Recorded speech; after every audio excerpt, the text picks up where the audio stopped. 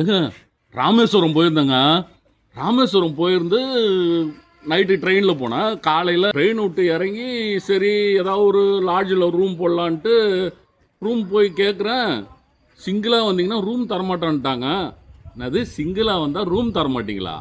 ஏய் நான் ஜோடிக்கு எங்கடா போவேன் அப்படின்னு நினச்சிக்கிட்டு, சார் நான் கோவிலுக்கு வந்திருக்கேன், எனக்கு ரூம் கொடுங்க அப்படின்னாக்கா, அதுமாரி நீங்கள் சிங்கிளாலாம் வந்தால் தர முடியாது.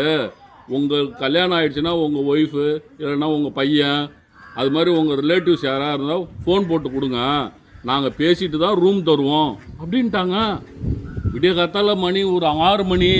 எங்கடா தங்குறது எங்கடா குளிக்கிறதுன்னு ஒரே கன்ஃபியூஸ் ஆகிடுச்சு. அப்புறம் ஒரு என்னோடய ஃப்ரெண்டு ஸ்டாஃப் ஒருத்தருக்கு ஃபோன் பண்ணி வர சொல்லி, நாங்கள் இப்போ 2 பேர் இருக்கோம் ரூம் கொடுங்கன்னொடனே ரூம் கொடுக்குறாங்க. என்ன கொடுமை சரவணன் சார், இந்த மாதிரிலாமா நடக்கும்? ஒரு முன்னெச்சரிக்கையாக சொல்லலாம்ல, சிங்கிளாக உள்ளவங்க ராமேஸ்வரம் வராதிங்க அப்படின்னு சொல்லலாம்ல. சொல்லவே இல்லை. எனக்கும் தெரியல. உங்களுக்கும் அந்த மாதிரி ஒரு அனுபவம் இருந்ததுன்னா கமெண்டில் சொல்லுங்கள். அடுத்தது பார்த்தீங்கன்னா ராமேஸ்வரத்தில் அரிச்சல் முனைன்னு ஒரு பகுதி இருக்குங்க. அந்த பகுதியில் போனீங்கன்னா பழம் விற்கிறவங்க, சங்கு விற்கிறவங்க, இவங்க கடை மட்டும்தான் இருக்குது. நான் காலையில் ஒரு 8 மணிக்கெலாம் அந்த இடத்துக்கு போயிட்டேன். ஒரு டீ குடிக்கலான்னு பார்த்தாக்கா ஒரு டீ கடை இல்லை, டிஃபன் கடை இல்லை, எதுவுமே இல்லை. ஒரு பாட்டி ஒருத்தவங்க டீ கொடுத்துக்கிட்டு இருந்தாங்க கடையில் உள்ளவங்களுக்கு. அம்மா எனக்கு ஒரு டீ கொடுமா அப்படின்னு கேட்டாக்கா, அதெல்லாம் தர முடியாதுங்க, இங்கே வியாபாரம் செய்கிறவங்களுக்கு மட்டும்தான் நாங்கள் டீ கொடுப்போம் அப்படின்னு சொல்லிட்டாங்கங்க.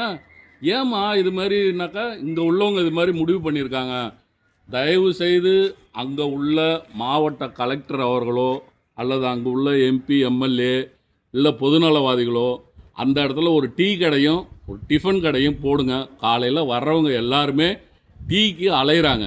டீ கடையே வைக்கக்கூடாதுன்னு அங்கே உள்ள சங்கு வியாபாரிகளும் அந்த பழ வியாபாரிகளும் டீ கடை போடக்கூடாதுன்னு தடை போட்டிருக்கிறதா அங்கே உள்ள டீ விற்கிற அம்மா சொன்னாங்க.